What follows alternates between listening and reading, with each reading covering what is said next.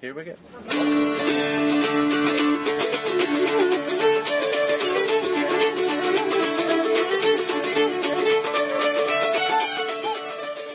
Hello, and welcome to the JuntoCast, a podcast presented by the bloggers at earlyamericanists.com. I'm Ken Owen, an assistant professor of colonial and revolutionary America at the University of Illinois at Springfield. Today on the podcast, we're going to be tackling the subject of second-tier founding fathers.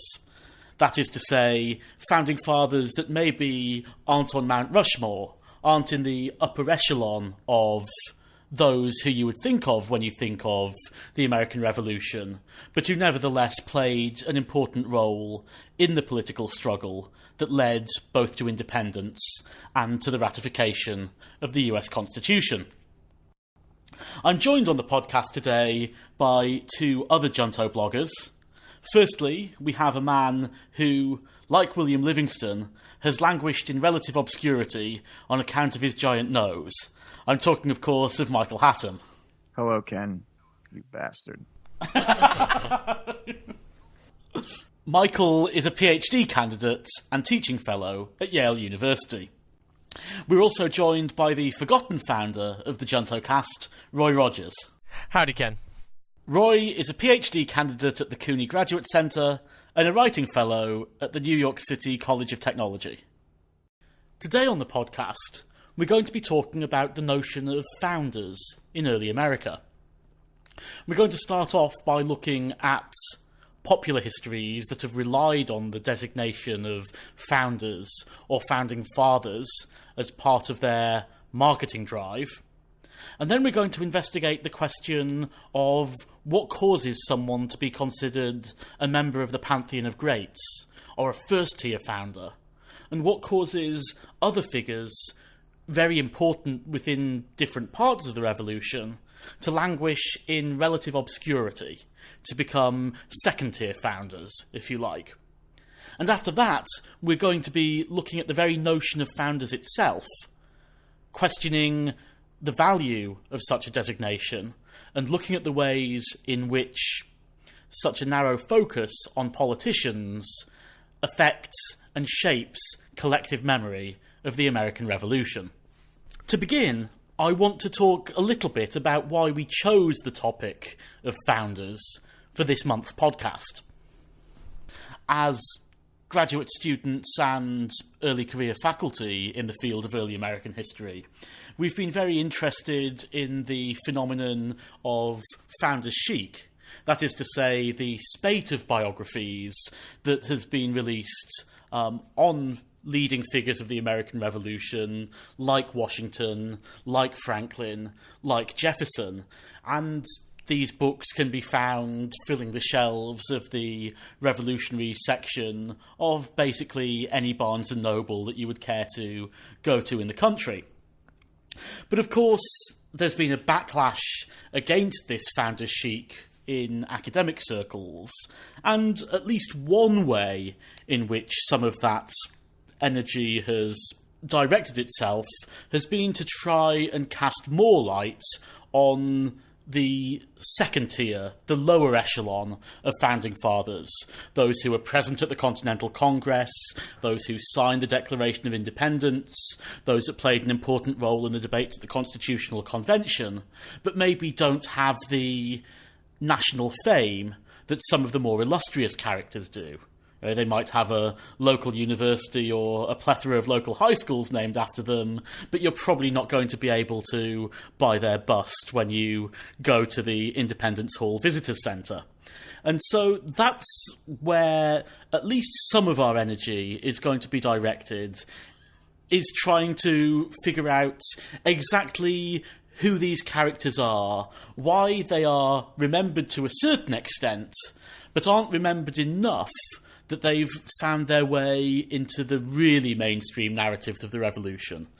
Michael, I know you had some thoughts because the title Forgotten Founder comes up an awful lot in these sorts of discussions. I mean, what are your thoughts on Forgotten Founders? I think in some sense, we've had this rise of interest in the founding in the last 20 years or so, and it's been particularly reflected in trade book sales. And of course, a huge part of those sales are biographies, and most of those are, biographies of Washington, Adams, Jefferson, Franklin, like you said, Ken. But I think one of the dynamics is that interest ended up sustaining itself over a few decades, and you can only read so many biographies of Thomas Jefferson or John Adams. And so these sort of trade biographers have gone in search of other lesser-known subjects, and they often use the title or subtitle Forgotten Founder. And a quick search on Amazon turned up works of biography on Luther Martin, Charles Pinckney, George Mason, William Stevens, John Jay, all Native Americans, Noah Webster, and even Alexander Hamilton, with that phrase in the title or subtitle. There's even a book dedicated to profiling forgotten founders that includes essays on people like James Wilson, Gouverneur Morris, Roger Sherman, and those kinds of people. And I think it's sort of hard to justify, thinking of Thomas Paine or Patrick Henry as either forgotten or wholly uncredited. And so I think that in some sense, when we say forgotten founder, it's more a code for saying, this is someone who we think has not received the credit or recognition that they deserve. I think the problem that we run into, and the reason why you see figures like Henry in particular and Wilson show up in these narratives, is Founder Chic has a very straightforward and traditional narrative of what founders are important when. And so a figure like Henry is important at the beginning of the story, but his career gradually fades from view as new figures. I mean, the same even Hamilton, who is clearly a first-tier founder, sort of falls out of the national story at a certain point when he's no longer useful in these sort of very triumphalist histories that many Founder Chic people are trying to write. So really this whole tier system is less about the importance of people at the time, or even to historians through the whole sweep of American history, but rather what the political and social circumstances were in the sort of late 90s and early 2000s when this sort of latest wave of interest in the founders began to take off. And I think you point out something that's particularly important there, which is the link to almost a leadership studies kind of model, that in some ways a lot of these biographies are much more interested in the individual than they are in the period in which they found themselves. It's much more in the sense of some sort of morality tale. And so on the one hand, we have what you and Michael have talked about on the forgotten side of things, or, we're referring to it a little bit snippily as the less well-known side of things, but certainly not in that pantheon of greats. But the other important aspect of that is, of course, founder, which means that there is at least some claim to some sort of leadership role at a critical juncture in the revolution, if not every critical juncture within the revolution. So we're going to get back to some of those questions in a bit more depth later in the podcast. But to begin a more substantive discussion of the question of second-tier founders, we thought it would be useful if we each talked a little bit about some of our favourite second-tier founders, who they were, why they're important, but also why they maybe haven't received some of the attention that we believe that they deserve. So, Michael, who did you have picked out for us? Really, Ken? You don't know? I have a pretty good idea of what's coming. So I'm going to talk for the next 2 hours about William Livingston. Unfortunately for listeners of the podcast, Michael edits this, so while I'm sure that my discussions of Pennsylvania will be short and pithy, there is very little chance of Michael's discussion of Livingston being equally short. I want to give everybody a minute to go grab a drink, use the restroom if you have to, because we're going to bunker down here for a little bit. It's going to be a wild ride. So my choice is obviously William Livingston. And Livingston was originally from upstate New York. He graduated from Yale College in the early 1740s and eventually became a lawyer in New York City by the end of the decade. And he became quite involved in provincial and city politics and helped found a number of voluntary associations and institutions like King's College, which is now Columbia University, and the New York Society Library, which is actually still in operation. And in the 1760s, he was a very vocal critic of British imperial reform. And in the 1770s, he moved to New Jersey with the intent of retiring. But of course, he got drawn into the politics of the events of the mid-1770s. And eventually, he served as a delegate to the Continental Congress from New Jersey, as Brigadier General of the state militia, delegate to the Constitutional Convention, and he was elected governor every year from 1776 until his death in 1790. And I think that he was important for a number of reasons. First, I think he was a major figure in the early American Enlightenment. He founded one of the first wholly colonist-authored periodicals in the colonies, the Independent Reflector. And in there, he very clearly enunciated a number of principles and ideas that about 2 decades later would become tenets of the revolutionary cause, like separation of church and state, publicly funded education, meritocracy, more inclusive and active polity, Lockean social contract, the usefulness of the colonies, diversity and factionalism. And in some sense, he played the role of Ben Franklin in New York in that he was the main driving force behind the development of civil society in New York through the creation of these kinds of institutions and associations that I mentioned.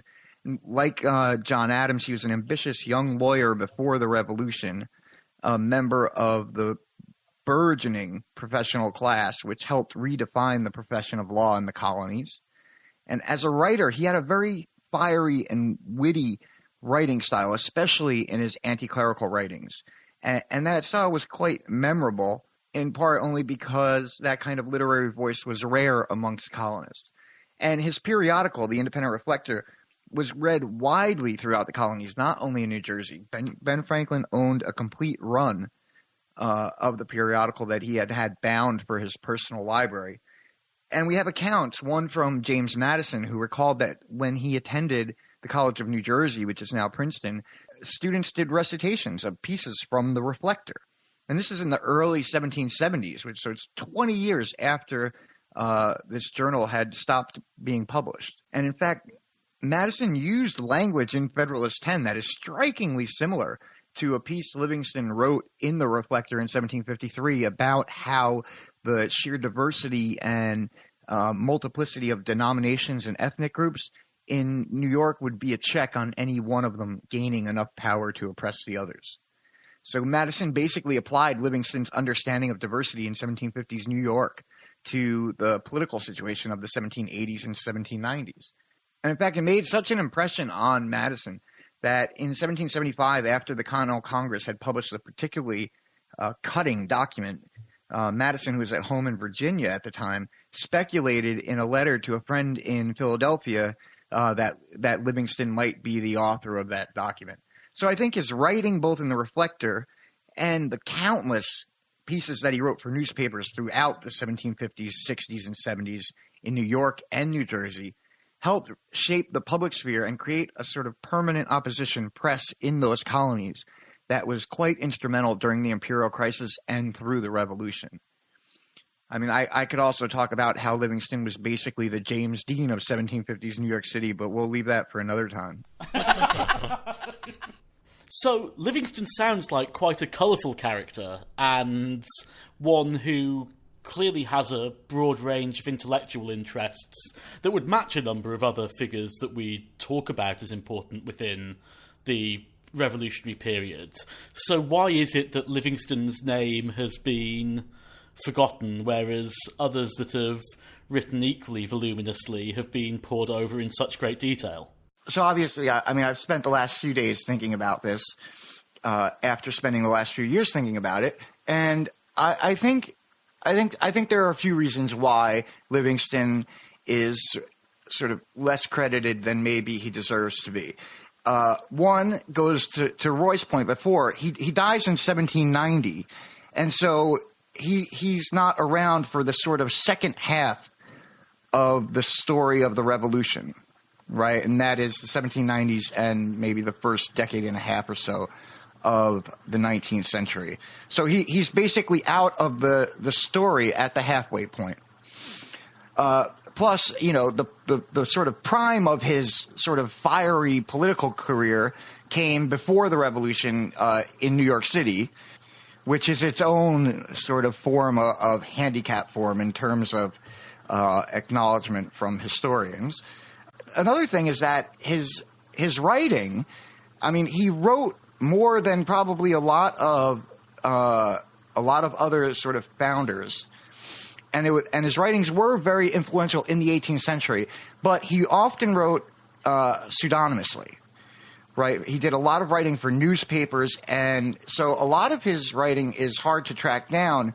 And in some sense, it's partly because of that, and the fact that he wrote more about specific situations than in the sort of grand abstract rhetoric, that none of his writings from the period, were subsequently selected for the sort of canon of revolutionary literature. Can I just take you back a second to what you said about being in New York being its own kind of handicap for him?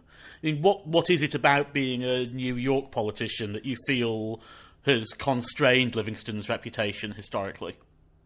Well, he has this sort of double strike against him from the fact that he is in New York City prior to the Revolution, and then in New Jersey during the Revolution. There's just this very long-standing traditional focus on New England, on Virginia, and then in some sense on Philadelphia. And New York is often left out of the revolutionary narrative for a number of obvious reasons. One is obviously the fact that it was occupied by the British for the entire war. But even before that, the sort of politics of late colonial New York City when Livingston was there, just has not been a serious topic of interest for many early American historians, in part due to its complexity. And that's kind of reflected in the fact that there is no major biography of William Livingston. All there is really is a dissertation by the fantastic Milton Kline from the late 50s, where that basically covers Livingston's life up until 1772 when he left to New Jersey. So hasn't been any modern or popular biography of him at all. And of course, it doesn't help that he only just got a Twitter account last year when other founders have had them for years. Roy, who did you pick out for us? My figure is better well-known to historians, and he floats around the story of better-known founders like John Marshall and Thomas Jefferson, but on his own has received very little direct treatment, and that's George Wythe, who was a law professor at William & Mary, teacher at William & Mary for a long time. He educated Thomas Jefferson, John Marshall, Henry Clay, James Monroe, but he also served as a state legislator in Virginia during the Revolution and afterwards. He served as a state judge in Virginia, and most importantly, he was a member of the Continental Congress and one of the signers of the Declaration of Independence, even though he technically didn't sign the Declaration of Independence with many of the other more famous musical founders in July. Wythe is important for several reasons. Wythe is best well-known recently, among historians at least, and you see this in Alan Taylor's new book, The Internal Enemy, for his turn after the Revolution against slavery, where when he was serving on the Virginia Supreme Court, he would consistently rule in favor of people in an unfree status, be they Native Americans or African Americans, and was, through his judicial rulings, slowly chipping away at the foundation of slavery in Virginia. And in a personal life, he had taken an interest in the lives of his former enslaved people. Like many other elite Virginians, particularly those that moved from plantations into cities like Richmond or Williamsburg, Wythe freed his slaves shortly after the Revolution, and he continued to take an interest in the education and livelihoods of his former slaves, and provided in his will for the education of one, Brown, who sadly was murdered along with him. But what I think is most interesting, and why he definitely needs to be remembered, is Wythe was important to the legalization of American politics that we've talked about in previous episodes, particularly our one on the Constitution, where increasingly at the beginning of the Revolution and throughout into the early Republic, lawyers were playing a larger and larger role in monopolizing political positions. And Wythe, who founded one of the first law schools, and helped found one of the first law schools in the new nation, and he established a whole variety of processes and institutional steps that you must take to become a lawyer, played an important role in the creation of the link between the status of educated lawyer and politician, particularly in Virginia, which was very much at the forefront of this transformation in the early Republic. So why is he forgotten, Roy? Or why is he at least undercredited? I would say he's forgotten for a couple of reasons, or undercredited for a couple of reasons. One, there's much stronger personalities in the Virginia Pantheon. I mean, above all, Jefferson sort of overshadows him. But Wythe also has the great disadvantage of he's literally cut off the $2 bill. You know, he's in John Trumbull's famous painting of the signers of the Declaration of Independence, but when they turned it into a dollar bill, he's cut off. It sort of shows that he's on the edges of these bigger stories of the creation of the Virginia Constitution, this great generation of Virginia leaders that everyone celebrates. He sort of sits on the edges. He's slightly older than Jefferson. He just doesn't quite fit. And I think the real reason why he was strongly forgotten is his turn really against slavery in the later half of his life, or the later third of his life, really, that modern historians are beginning to sort of dig this out because he's a very interesting figure who stands out. But I think he was eclipsed in memory of the Revolution in Virginia because of that sort of more uncomfortable later turn towards anti-slavery activities at the end of his life. What about you, Ken? So there were a number of figures that I thought about choosing because, to me, Pennsylvania has a whole host of really interesting political figures who don't feature largely in national stories. But the guy I wanted to choose starts off his career as a delegate to the Continental Congress from Delaware, and that's the figure of Thomas McCain. And McCain, as I say, he was a delegate from Delaware who votes in favour of independence in 1776. He then later becomes very prominent within Pennsylvanian politics. And that's where his career becomes really interesting, because when Pennsylvanians write the 1776 Constitution, which is widely regarded as the most radical and democratic of the new state constitutions, he's pretty much opposed to this. But later, he actually decides to support the Constitution and accepts the invitation to become Chief Justice of Pennsylvania. And this is a position that he holds for a very long period of time. It's not until he's elected governor of Pennsylvania in 1799 that he steps down as Chief Justice of the state of Pennsylvania. In between, he's involved in a number of incidents. He presides over treason trials in the winter of 1778, where he passes the death penalty and then instantly signs a petition for clemency to the Supreme Executive Council. He's involved in debates over the Bank of North America. He later becomes a very staunch advocate of the new Constitution, the new federal Constitution, to the extent that McCain is one of the figures who is hanged in effigy at the Carlisle riots in 1788. The Anti-Federalists really identify him as one of the main movers in favour of the new Constitution. But he then becomes pretty strongly identified with the Democratic Republicans in the 1790s. He's the Pennsylvanian figure that speaks most angrily to Washington and Hamilton in the conferences that federal and state officials have in the opening exchanges over the Whiskey Rebellion, for example. McCain I think when he studied on his own, is credited with having done a huge job in terms of regularizing the legal system of Pennsylvania. But when it's turned to political matters, he's a much more complicated figure. I mean, clearly he's a figure that is involved and is important in more or less every major exchange of Pennsylvanian politics from 1776 through to the early 1800s, but it's much less easy to categorise him than it might be some of the other figures that we've talked about. So why is he forgotten? I think there's two reasons. I think one is that if your best work is in establishing a legal system, there's an extent to which you're never going to get full credit for that.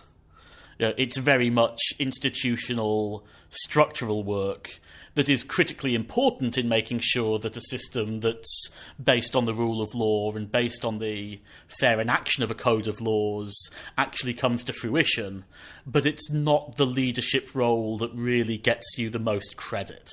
You know, you have to be particularly showy in a John Marshall sort of way to be able to get the credit from that sort of legal work. And the other reason is, I think it's that uneven political story. You know, he goes from being somewhat on a radical side to somewhat on a conservative side to somewhat on a radical side to somewhat on a conservative side.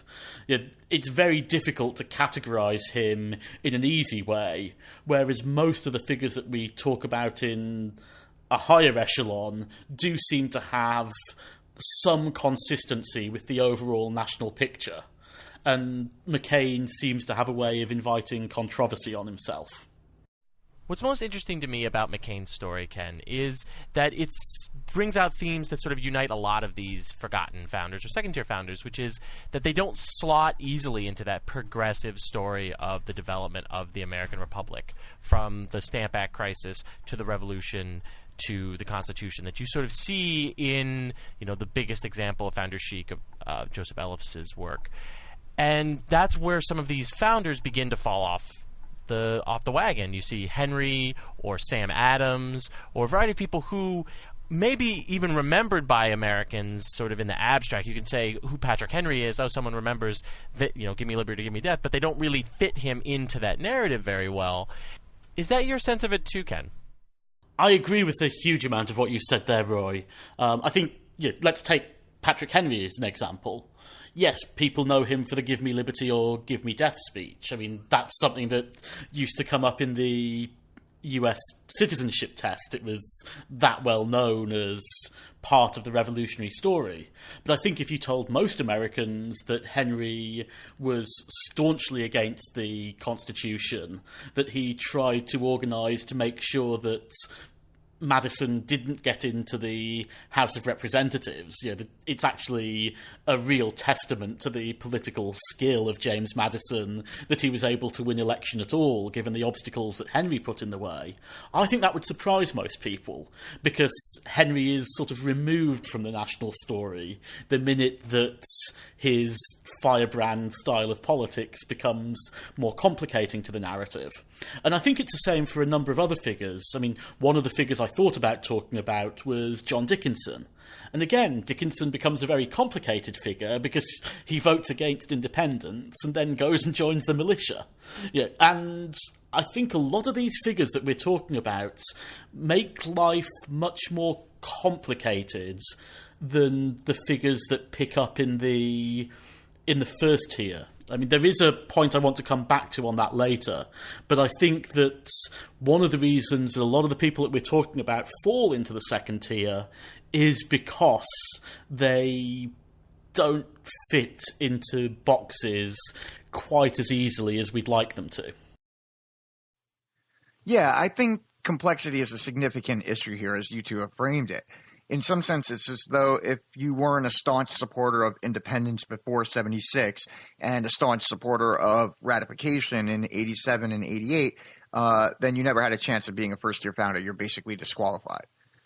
Of course, it's not only that, right? Because there are lots of people who fit that criteria but still aren't first-tier founders. So there are probably a host of reasons why we've come to think of certain individuals as second-tier founders. But I do think you're both right that complexity is a significant factor here. I mean, one other factor that I can think of is that of location. I mean, you mentioned John Jay, you've talked about William Livingston, another figure we could talk about would be Gouverneur Morris, and we could also, going back to your earlier list of those that were deemed forgotten founders, people like Charles Pinckney or Henry Laurens as well.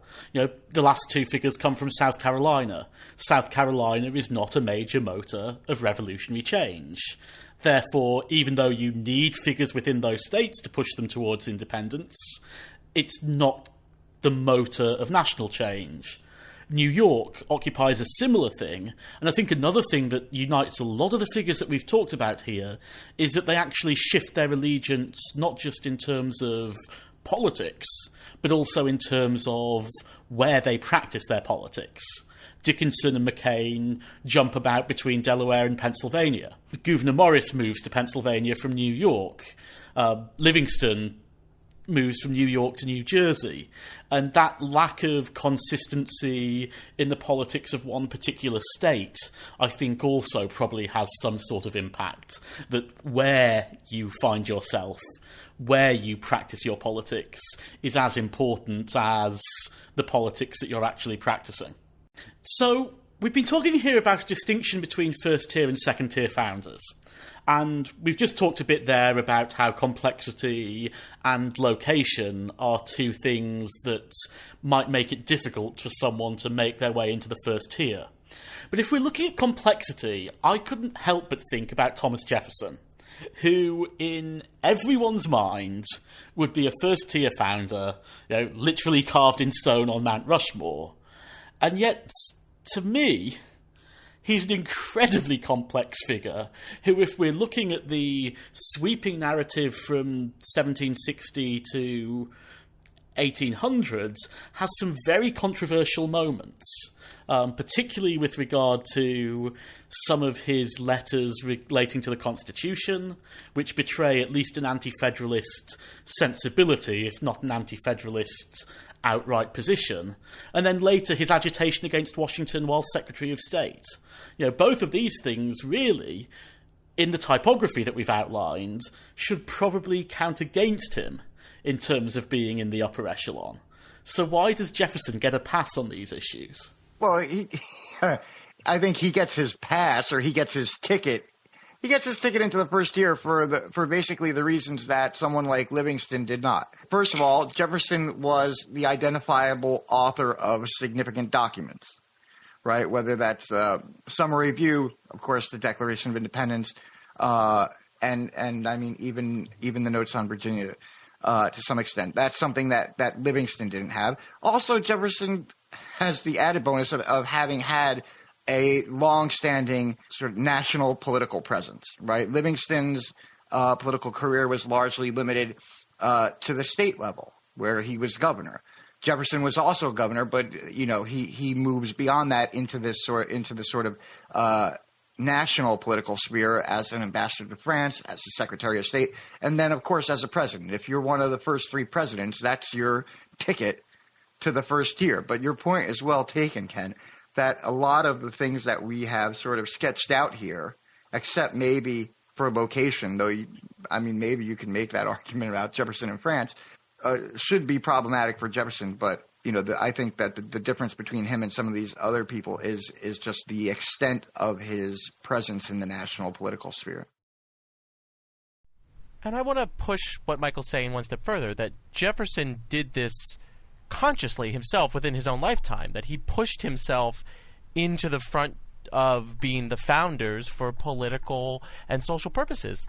He had no qualms about making his position within this pantheon, creating this pantheon, and establishing himself within it to get political change that he wanted achieved. So the reason why Jefferson in many ways is a first-tier founder is because Jefferson sought out the 18th century equivalent of a spotlight and drew it to himself. And he sought to paper over a lot of these contradictions that existed in his own political story and his own political ideas with, like any politician, within his own lifetime, to sort of smooth this out. And it's taken generations of historians and political thinkers and antiquarians to begin to chip away at sort of the papering over that Jefferson did himself. So really this sort of self-conscious creation of the Pantheon by Jefferson and his supporters, but also by Washington and his supporters, to a lesser, more failed extent, Adams and his supporters.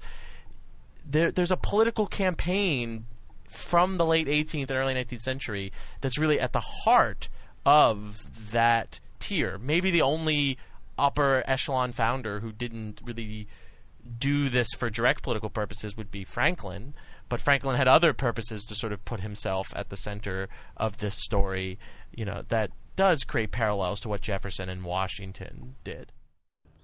And Franklin certainly had political purposes earlier in his career. Yeah, and he certainly had a sense of self-awareness, whether it's his time in England or in France. He was very clearly crafting a public image of himself for those political purposes.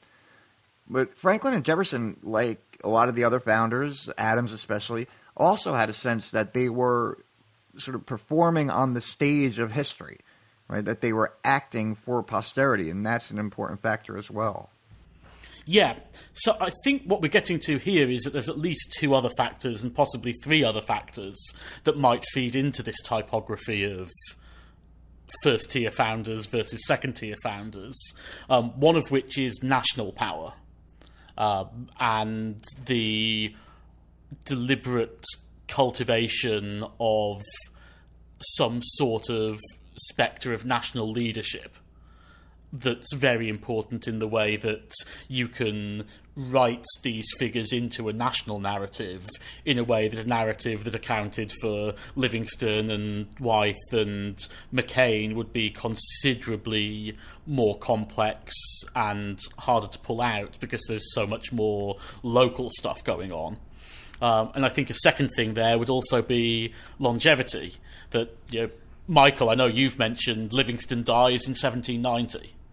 He doesn't have a political career that enmeshes itself within that clash between Federalists and Democratic Republicans, and that a lot of these other figures are pushing a certain image of their revolutionary credentials because it's their way of protecting them once they've got past a period in which revolutionary credentials are the be-all and end-all.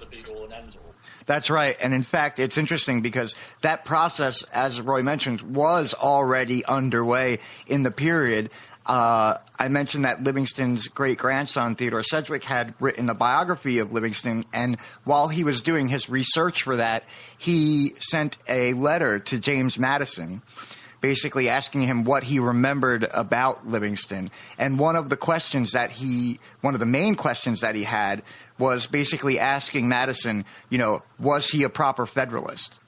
Right? Because that's what he wanted to write in his biography. He wanted to be able to say that Livingston was a proper Federalist. But in fact, Madison could basically only tell him that it was only 1787 at that point, and all that Madison could say was that he was a strong supporter of the new Constitution. But that process was already underway, and you can see it there even in terms of writing biographies there and trying to craft a specific legacy that would fit the narrative of the people who in the early 19th century were being admitted to that first-tier status, Washington and Adams specifically.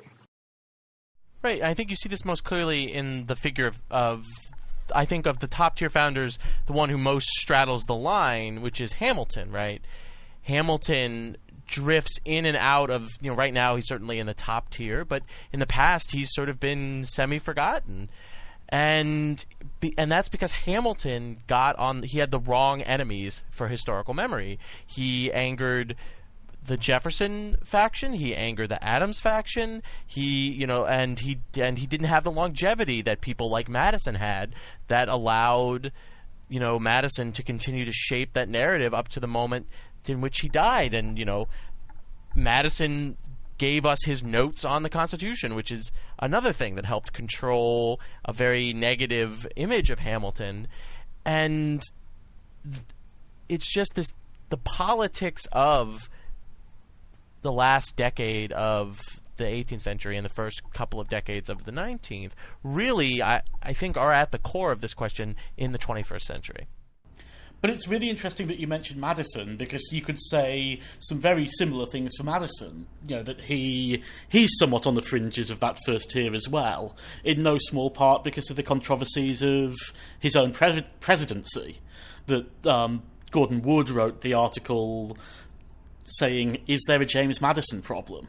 You know, how do we square the father of the Constitution with some of the more muddled thinking that is normally attributed to Madison when we move towards the embargo crisis and the movement towards the War of 1812? And I think one of the interesting things there is that neither Hamilton nor Madison completely fit within that imperial crisis to independence to constitution typography. They're coming in somewhere between independence and constitution, and that means that they are in some ways not as easy to fix into that overall revolutionary narrative as the Adamses, the Washingtons, the Jeffersons, the Franklins of the world.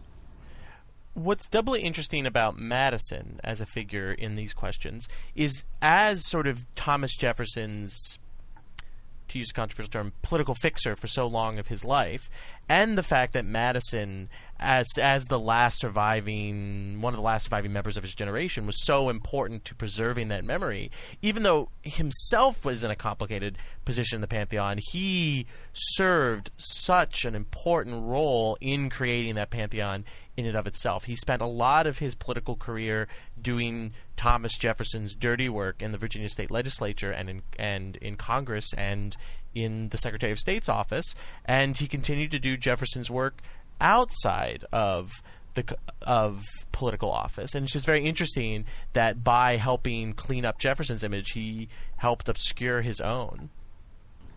Yeah, it's almost that the more worthy the work that you do, the less useful that is to your historical reputation. So, I started off the podcast by talking a little bit about the founder chic phenomenon of recent years. And while I mentioned that academic historians have often had distaste for this sort of approach to history, in recent years there's been a shift to try and reclaim some of that language of founders for a much more expanded group of participants.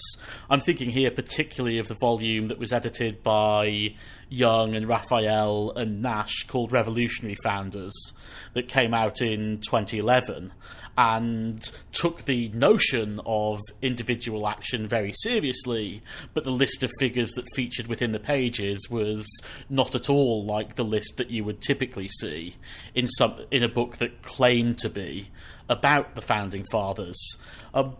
Roy, did you have any thoughts on the expansion of the term founders in recent years?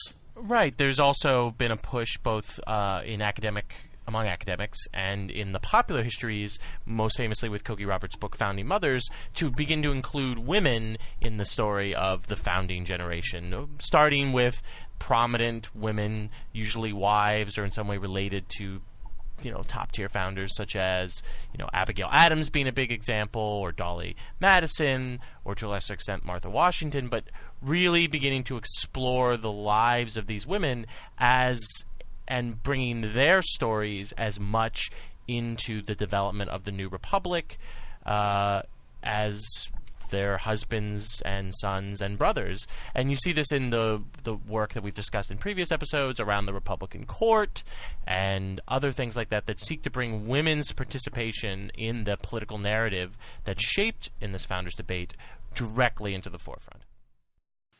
Right, and I think another place that you see that is we've seen some works that talk about the Native American influence on the Constitution. Right? No matter what you make of that argument, it's part of this process that we're talking about that I think is effectively to redefine the notion of founder. to redefine what it is that earns someone the right to the title of founder. Since some of the criteria we've talked about don't necessarily fit someone like Abigail Adams or Martha Washington. And so I think that what's been happening is not necessarily the expansion of the pantheon of founders, but really the redefinition of the idea itself. Yes, and we could also talk about African-American figures. The volume Revolutionary Founders has chapters on Richard Allen, chapters on Phyllis Wheatley. There's a really big effort to make the cast of characters that we're looking at in this regard appear considerably more diverse than those that would even fall into that discussion of first and second tier founders.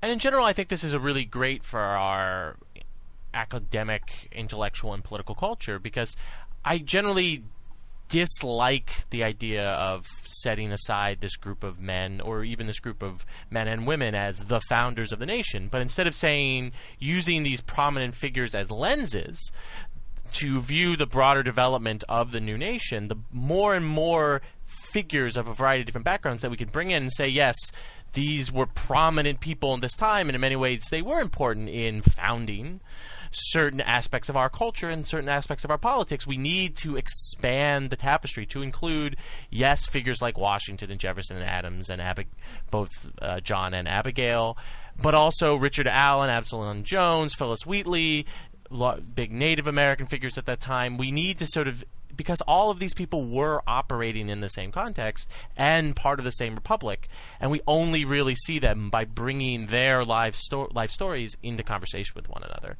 which the older narrative really just doesn't give us a good way of doing that. Right, and the other benefit is that not only is it broadening or redefining the notion of founder, but it's also broadening an understanding of the revolution as an event that's not solely about high politics, right? So if you're including someone like Phyllis Wheatley in the discussion, that implies an understanding that the revolution was not just a political event, though of course that's important, but it implies something that is really, I think, the idea that drives my own work, and that is that the revolution was a cultural as well as political event in both its causes and consequences. So I'm going to play devil's advocate here, and I'm going to play it from two completely contradictory viewpoints as well. The first one of which is to refer back to a blog post that I wrote probably about 2 years ago now on the Junto, which picked up on the essay on Herman Husband within the Revolutionary Founders volume. And it essentially asked the question, isn't there a danger that in telescoping out these figures, even if they do present a more radical version of the revolution, and certainly one that's much more in keeping with my understanding of the sorts of figures who had a load-bearing action within revolutionary society and politics, we're actually really just giving in to the biographical treatment that, as I said earlier, often focuses far more on celebrating individuals because of who those individuals were, rather than really trying to explain something in context. There's something that seems a bit unsatisfying to me about saying, well, we don't like all this attention on Washington and Jefferson and Adams, so we're going to pick out 3 or 4 other figures to highlight in exactly the same way. So that's one way of critiquing this. The other way, and I do realise that this is coming at it from 180 degrees the other way, is to say that politics is pretty important in terms of the American Revolution. If it wasn't for the creation of a new nation-state of the United States of America, the American Revolution would not have its lasting importance within the world's cultural heritage, and that therefore having at least some may be disproportionate, but some twist towards focusing on politics is actually useful in understanding what is most important about the revolution, which is the processes that led to the creation of the specific frame of government and the specific nation-state of the United States of America. So, I mean, to Ken's first point, the cultural memory of the revolution has always had an emphasis on individuals. In some sense, it might sound defeatist in a way, but there's almost no getting away from that because it is so hardwired into our cultural memory of the revolution. That began right at the outset, right? I mean, you think of the most iconic paintings of the era, not just the portraits. They're all centered around specific individuals. And so that emphasis on individuals is really hardwired into our cultural memory of the revolution. Ken, your second point about the centrality of politics and state making to the legacy of the American Revolution, you're not going to hear any disagreement with me from. But what I think is so useful about expanding the cast of characters to include not just the pantheon of white men, but second-tier elite men, middling men, but also including women of a variety of social classes, African Americans of a variety of social classes, and Native Americans of a variety of social classes, you actually see the complex political situation that existed at that time period.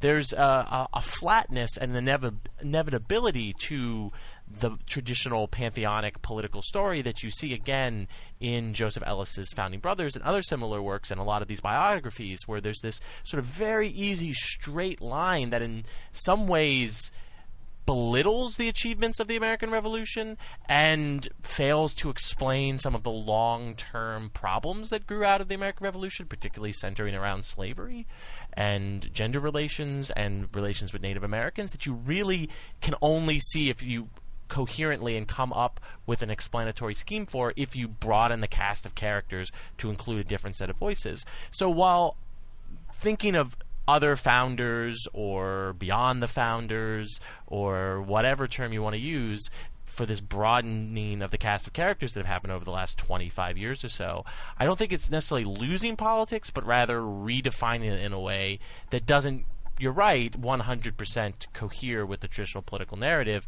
but I'm perfectly comfortable with that. Yeah, and as I say, I was playing devil's advocate a little bit, and there's certainly a huge amount of what you and Michael have said that I agree with. And I think the particularly interesting point that I'd hone in on is the flatness of a narrative that only focuses on a few people. Because my own approach in my research is to look at what I term political community, but the difficulty that I have there is stopping it from becoming flat in the other way, which is that it just becomes groups of people doing things and the level of individual activity gets masked to a greater or lesser extent. And certainly the one thing that I find is that, although in my research I'm very comfortable in talking about large groups of people and committees and other representative or quasi-representative organisations as being the motors of politics, when I come to teach these things, I can't talk about it like that, because ultimately it is a little bit too dry for a 40-minute lecture that's trying to make a point that this isn't just Adams and Jefferson fighting with each other. There's a huge group of other people. And so, I naturally then turn back to the figures that you'd find in revolutionary founders, these other figures that I can set up as exemplary avatars to talk about broader social issues, but still give students a name or two to hang their hat on, so that there's something that's much easier to identify and does help it bring the story to life much more than either a flat narrative of too few people or a flat narrative in which people don't appear enough. I think that's the sort of trick, right, is to find the balance there, right? I mean, on the one hand, you have something like Joseph Ellis's upcoming book, which is called The Quartet, which is basically reducing the Constitution to the work of four people. And on the other hand, you have what is a much more balanced narrative in Pauline Mayer's Ratification, right? And it seems to me that the trick there is, especially in the classroom, is to strike that balance that Ken's talking about. It's not to say that we need to downplay the individual, but the individual has to be placed within the context, not credited with creating the context themselves. It's very interesting that you bring up teaching individuals as sort of a way, as a more successful technique for you, because I've actually had the opposite experience in the classroom when teaching the Revolution and teaching the early Republic. The sort of best test answers that I got out of my students were what were the Sons of Liberty, what were the Committees of Correspondence, what were the Committees of Safety. Like, they were able to understand these big structural groups or organizations more so than when the few individuals that were in my lectures. Those answers tended to come across very muddled, with an inability to really put them into their proper context, or a lot of things that we didn't talk about in the classroom would pour through. So it would be less, what did we talk about of George Washington as leader of the Continental Army and later president, and instead sort of their weird inherited memory of Washington, or not necessarily weird, but their particularized memory of Washington would come through, while I would get much more coherent answers about these larger groups that stood in for social and political forces. I think that in some ways I'm using it as a gateway. So I'm using it as a way of getting people into talking about the Committee of Safety or the Committee of Correspondence or the town meetings that spring up with the Jay Treaty.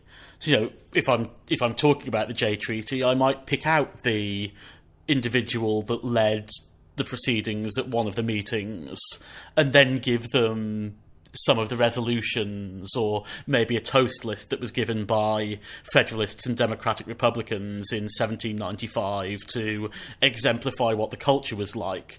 But I think by giving some of those individuals a personality as a route in to understanding the broader structures that were behind them, it gives a way of approaching that means that it doesn't just sound like we're talking about one movement or structural forces in isolation. So I think one of the things that's come out of our discussion today is that founders are a very hardwired cultural understanding of the revolution, but that if we probe and question and try and develop that concept of founders so that it isn't just a pantheon of pre-selected greats, but something that is evolving and something that is making sure that it makes good use of critical context, we can actually see the way in which this opens up a whole host of opportunities in terms of furthering our understanding and contemporary research into the meanings of and the processes of the American Revolution. So that brings us to a natural ending point for our discussion today. Thanks, Michael. Thank you, Ken. And thank you, Roy. Thanks, Ken. If you want to follow the JuntoCast in other forms, you can find us on Twitter with the handle @JuntoCast. You can find our Facebook page, and you can search for us in the iTunes store. If you'd like to get in contact with us, you can either send us a tweet or you can email us at thejuntoblog@gmail.com. And, as we mentioned at the start, the JuntoCast is a production of the bloggers at earlyamericanists.com, which is a website with regularly updated content that you should also go and check out and read on a regular basis. That's all we've got time for today, but thanks for listening, and we hope you'll join us for the next episode.